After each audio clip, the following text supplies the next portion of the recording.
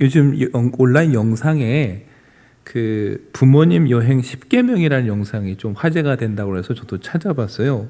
무슨 내용인가 봤더니 공항에서 어머니와 해외여행 가는 딸이 어머니에게 손을 들고 선서를 하라고, 여행 가서 절대 이런 말 하지 말라고 10가지가 있어서 10계명이더라고요. 그래서 무슨 말을 하지 말라고, 뭘 하지 말라고 시키나 봤더니, 첫 번째, 아직 멀었냐 이 소리 하지 말라고. 뭐 다는 볼 수 없지만 중간에 또 뭐가 있냐면, 이거 보러 왔니? 그 다음 정말 많은 사람들이 공감했던 멘트가 그 다음에요. 돈 아깝다. 이 돈이면 집에서 해먹는 게 낫겠다. 뭐 살 때마다 한국 돈으로 얼마니? 그 마지막이 참 기억에 남아요. 물이 제일 맛있었다. 근데 곰곰이 보면은 어르신들하고 해외여행 가면은 꼭 하는 얘기예요. 돈 아깝다. 이건 한국 돈 하면 얼마니? 이 돈이면 집에서 해먹는 게 낫겠다. 물이 제일 맛있었다. 야, 기억이 나는 거 하나것도 없다. 그러니까 딸이 오죽하면 가기 전에 다짐을 받는 거죠. 그러니까 많은 사람들이 그 내용에 공감이 됐는지 화제가 됐어요. 사실 곰곰이 생각하면 여행만 그런 게 아니라 어디 외식을 모시고 가도 꼭 묻죠. 그래서 이건 얼마냐? 뭐 그렇게 비싸냐? 그럼 차라리 집에서 해 먹지. 가끔 그래서 자녀들하고 다툼도 생겨요. 왜 기껏 모시고 왔는데 그런 소리를 하냐? 그럼 또 언젠간 또 나가고 싶다고 해서 나가면 또 이러고, 어떻게 해야 되나? 변덕이신가? 근데 또 이제 한 발짝 물러서서 생각을 해보면은, 좋은 밥 드시고 쉬고 좋은 데 가고 싶은 마음도 있지만, 그것보다도 늘 그 부모님의 마음에 깔려있는 하나의 흐름이 있어요. 원칙이. 뭐냐면, 이것도 좋고 저것도 좋지만, 내 자녀가 돈 쓰는 게 또 안타깝기도 하고 미안하기도 하고 하니까 뭐예요? 드시다가도 뭐 이렇게 비싸냐 소리가 나오고, 이 돈이면 그냥 집에서 먹을까 하는 얘기가 이제 자기도 모르게 나오게 되는 거죠. 그러니까 여러분, 겉으로 보면 안 보이는데 한 발짝 물러서서 보면요, 그 원칙이 없는 곳에도 원칙이 있고 질서가 없어 보이는 곳에도 질서가 있습니다. 부모님들의 마음이 변덕 같지만 그 마음 밑바닥에는 변함없는 하나의 원칙 흐름이 있어요. 내 자녀에게 뺏기치는 게 미안하다, 이런 원칙이 있는 거죠. 지난 주간에 베트남을 다녀오게 됐는데, 다녀오신 분들은 공감하실 거예요. 뭐가 제일 기억에 남냐면은 다른 것보다도 아침 저녁으로 그 길 위에 있는 쏟아져 나오는 오토바이. 저는 많다 했지만요, 정말 그렇게 오토바이가 출퇴근 때 나오는데 무슨 파도가 밀려오는 줄 알았어요.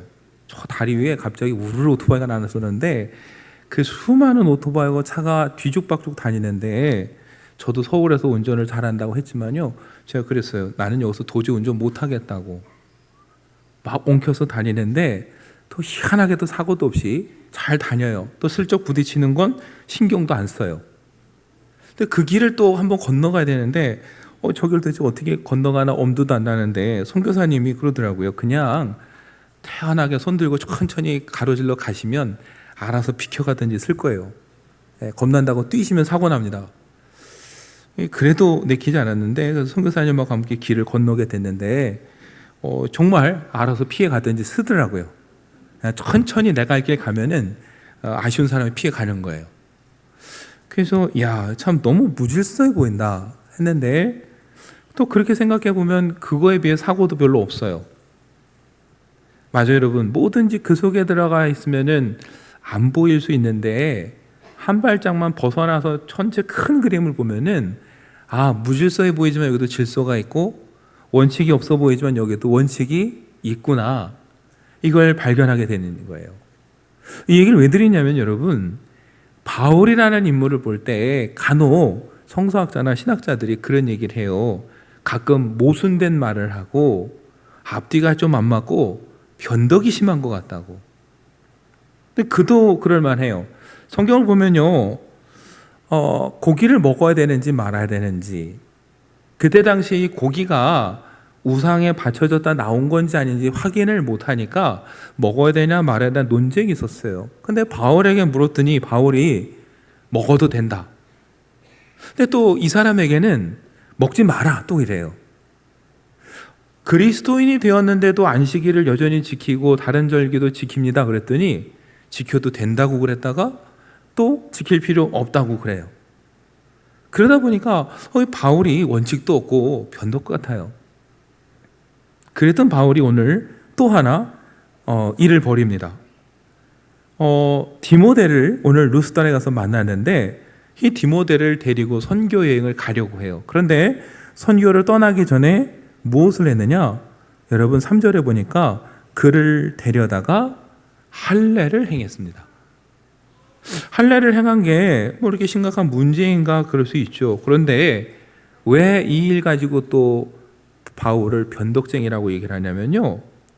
예전에 바울이 예루살렘에 갈 때 디도를 데리고 간 적이 있습니다.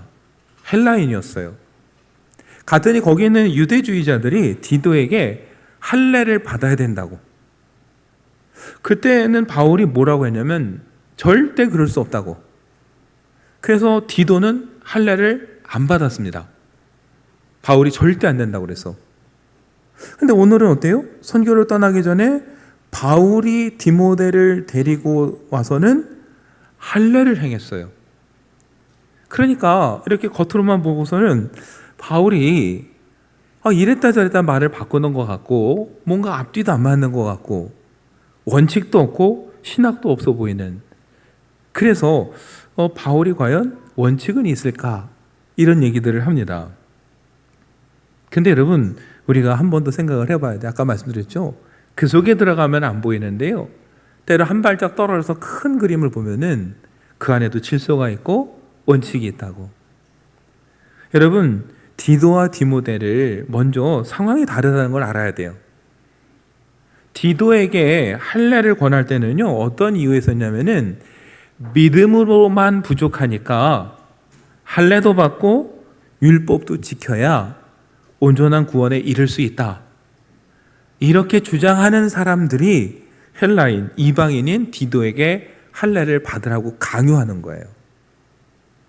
근데 디모데는 어떻습니까? 아니에요.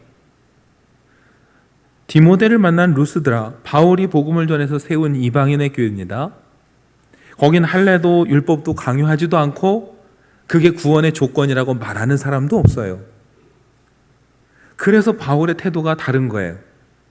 할례 받아야 구원받는다라고 말하는 데서는요, 단호하게 부정하는 거예요. 무슨 소리냐? 구원은 믿음으로 얻는 것이다. 거기에 할례나 율법을 말할 것 같으면은 나는 추호도 용납할 수 없다. 그래서 디도는 절대 할례 못 받는다. 이렇게 선언을 한 거예요. 근데 디모데는 그렇지 않아요. 누구도 할례를 구원의 문제와 연결시키지 않아요. 단지 선교를 갈 때 이렇게 하면은 유대인과 회당에서 복음을 전하는데 더 유익하겠다. 그래서 뭐예요? 스스로 할례를 받는 거예요. 여러분 여기서 우리가 깨닫게 되는 바울의 신앙의 가장 큰 첫 번째 원칙이 뭐냐면은 복음의 근간을 흔드는 것에 있어서는 절대 타협이 없다라는 거예요. 그게 누구든 어떤 이유에서든 예수 그리스도의 은혜로 우리가 믿음으로 구원을 얻는다는 이 사실에 조금이라도 부정하고 도전하는 게 있다면은 바울은 그것은 절대 자기는 용납할 수 없다예요. 그게 첫 번째 가장 큰 신앙의 원칙입니다. 두 번째는 뭐냐면은 반대로 그렇기 때문에 복음의 본질을 근간을 흔들지 않는다면 뭐예요? 나머지는 관대하게 받아들일 수 있다예요. 복음을 전하는데 도움이 된다면, 그런데 그것이 복음의 근간만 흔들지 않는다면은 언제든지 열린 마음으로 받아들일 수 있다. 이게 바울의 두 번째 신앙의 원칙입니다. 그게 어디에 적용되는 거예요? 오늘 디모데에게 적용이 되는 거예요. 여러분 디모데를 한번 잘 볼 필요가 있어요. 오늘 본문 1절에 보니까 루스드라에 디모데라는 제자가 있다고 그랬어요. 제자라는 단어에서 느낄 수 있듯이 그리스도인이고 교회에 아주 신뢰받는 일꾼이에요. 그런데 그 다음에 뭐라고 합니까? 어머니는 믿는 유대 여자요, 아버지는 헬라인이다. 그런데 3절에 더 가서 보면요, 3절 후반부에 이렇게 얘기를 합니다. 그 사람들이 그의 아버지는 헬라인인 줄 다 알미러라. 여러분, 디모데는 교회 안에서도 소문이 자자한 평판이 좋은 사람일 뿐만 아니라 루스드라 지역에 있는 그 사람들이 누구냐면요, 그 지역에 사는 유대인이에요. 그 지역에 사는 유대인들에게도 다 알려진 사람이 디모데예요. 모르는 사람이 없어요. 회당에서 신앙생활 열심히 하고 일찍이 말씀을 배웠고, 그런데 어머니는 유대인이고 아버지가 헬라인이라는 것도 그 지역의 유대인, 모든 유대인들이 다 알고 있었어요.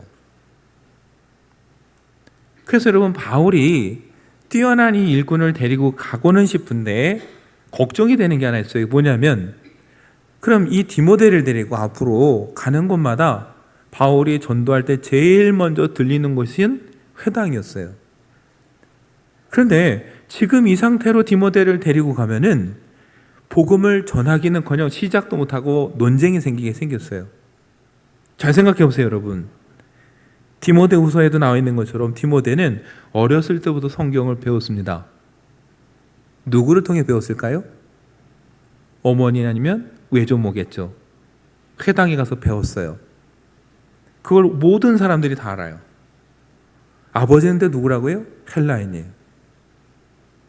그러니까 여러분, 이 모습이 자칫 보면은 헬라인이 봐도 이상하고 유대인이 봐도 이상한 거예요. 헬라인들이 보기에는 어머니 따라서 계속 성경을 배우고 회당에 가요. 유대인 같아요. 헬라인이 아닌 것 같아요. 근데 유대인들이 보기엔 또 어떨까요? 열심히 회당에서 말씀도 배우고 경건 생활은 하는데 지금 끝까지 뭘 안 받았어요? 할례를 안 받았어요. 이방인 아버지 때문에 안 받았어요. 유대인이 보기에도 이거는 반쪽 유대인이고 아브라함의 후손이라고 말할 수 없는 그 사람이에요. 여러분, 그냥 우리는 쉽게 생각하지만 그 당시 사람들이 보기에 디모데는 헬라인들이 보기에 자기 쪽 사람도 아니고 유대인들이 보기엔 완전한 유대인도 아닌 이런 사람이에요. 이런 디모데를 데리고 회당에 갔을 때 여러분, 유대주의자들과 맞닥뜨면 또 어떻게 했어요? 왜 할례 안 받았냐? 당신은 유대인이냐? 헬라인이냐? 유대인인데 왜 그렇게 사냐? 복음을 전하기도 전에 어떻게 돼요? 또 시끄러워져요. 바울이 보기에 이 문제를 해결하고 복음을 잘 전달한 방법은 그냥 하나예요. 디모데가 뭐만 하면 돼요? 할례 받으면 되는 거예요. 그래서 디모데를 데려다가 할례를 받게 하는 겁니다. 아까 말씀했죠? 디도에게 할례 받으라고 주장했던 사람들은 그걸로 부족하니까 할례 받아야 구원받는다니까 단호하게 거절한 거지만, 바울이 보기에 디모데는 이미 어때요? 구원에 이른 사람이에요. 믿음으로 그 구원에 확신이 있는 사람이에요. 그런데 그가 할례를 받기만 한다면 앞으로 유대인을 만나든 누구를 만나든 논쟁에 휩싸이지 않고 복음을 잘 전할 것 같아요. 아주 유익할 것 같아요. 그러니까 어떻게 해요? 할례를 받자, 이렇게 되는 거고, 디모데도 기꺼이 할례를 받고 그 길을 떠나는 거예요. 여러분, 바울의 삶은 모든 게 복음이에요. 복음의 근간을 흔드는 건 난 절대 타협 못하겠다. 반대로 그 복음을 잘 전할 수만 있다면은 나는 내가 고생하고 불편한 건 감수하겠다. 이게 신앙의 원칙인 거예요. 그게 얼핏 보기엔, 사람들이 보기엔 원칙이 없어 보이지만 사실 깊이 들어가면은 누구보다 신앙의 분명한 원칙을 가지고 날마다 새로운 환경에서 선택할 때마다 그는 단호하고 신속하게 결정을 할 수 있는 거예요. 여러분, 이런 마음이 고린도전서 9장 20절에 잘 나와 있습니다. 바울이 이렇게 얘기를 했어요. 새번역 성경으로 보면은 유대 사람들에게는 유대 사람을 얻으려고 유대 사람같이 되었습니다. 율법 아래 있는 사람들에게는 내가 율법 아래 있지 않으면서도 율법 아래에 있는 사람을 얻으려고 율법 아래에 있는 사람같이 되었습니다. 여러분, 무슨 얘기냐면은 이제 그리스도 안에서 구원 얻고 그리스도 안에서 자유함을 얻은 나 바울이지만 내가 유대인들에게 복음을 전하기 위해서 유대인처럼 살아가고 있고, 이제 율법 아래 얽매이지 않았지만 율법 아래에 있는 사람들에게 복음을 전하기 위해서 스스로 다시 율법 아래 들어가 있다는 거예요. 여러분, 바울은 그게 누구든지 그 사람에게 복음을 전할 수만 있다면 그 사람의 환경과 그 사람의 눈높이에 맞추겠다는 거예요. 단 복음의 근간만 흔들지 않는다면. 여러분, 그래서 그는 디모데에게 기꺼이 할례를 허락하고 그와 함께 선교를 떠나는 거예요.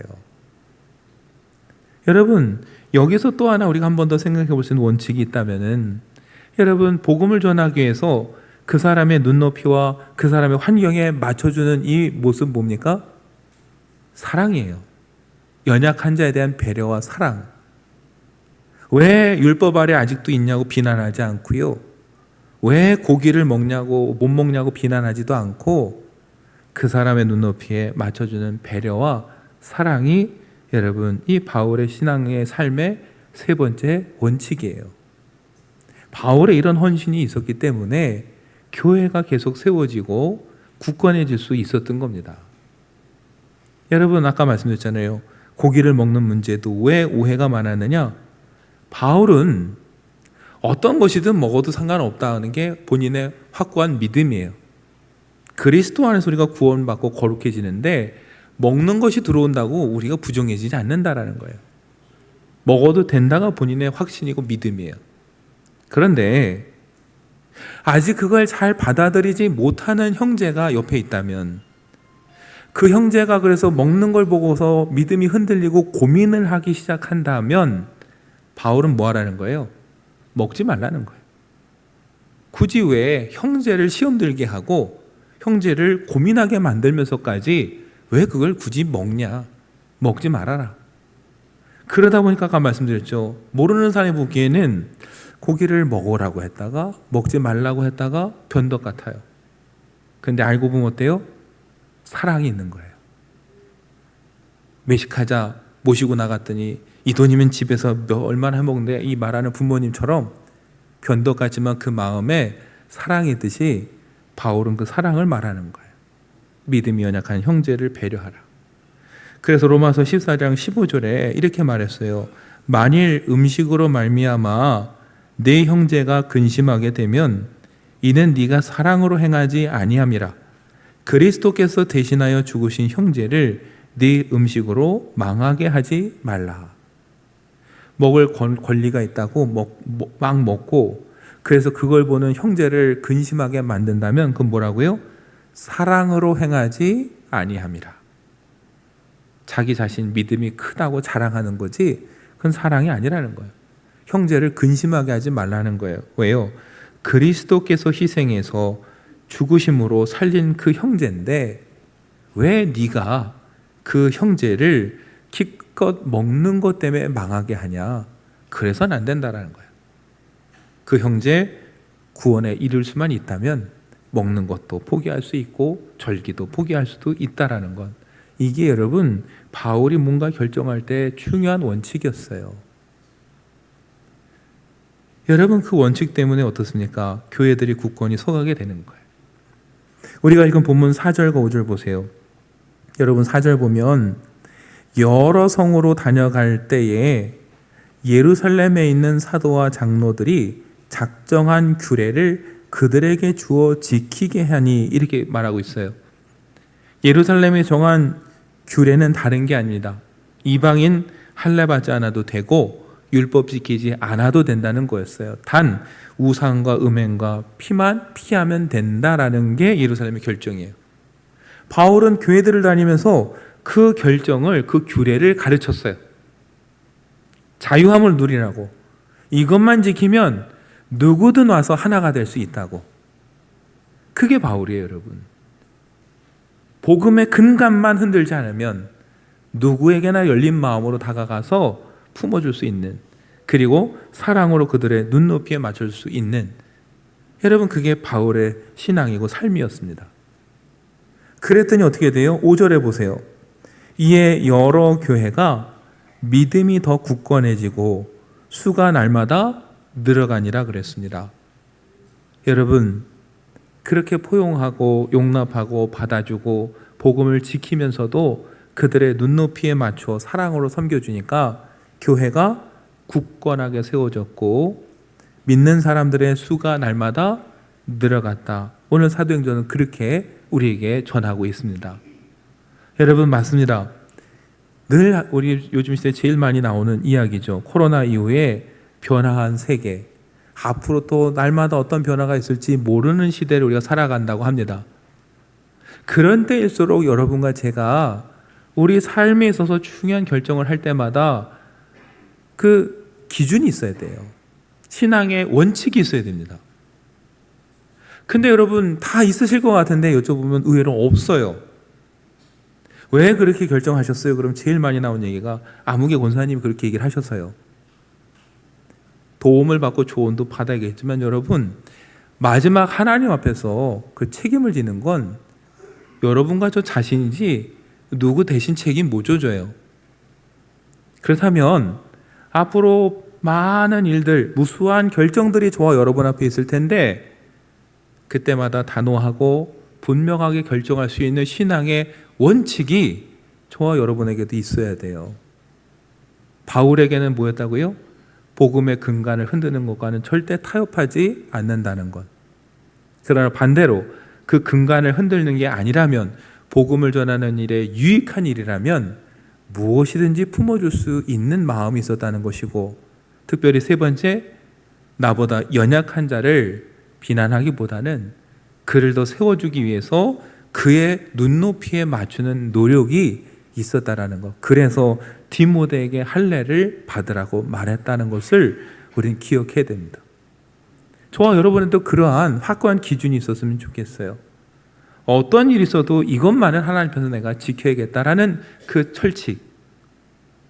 그 외의 것은 내가 우리 교회에서 이렇게 열린 마음으로 품어줘야겠다.